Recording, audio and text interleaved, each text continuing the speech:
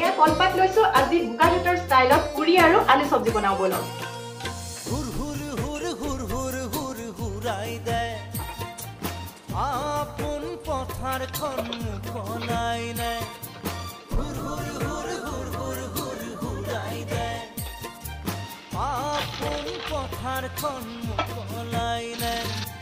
নমতা আলহী চোতাল ভৰিছে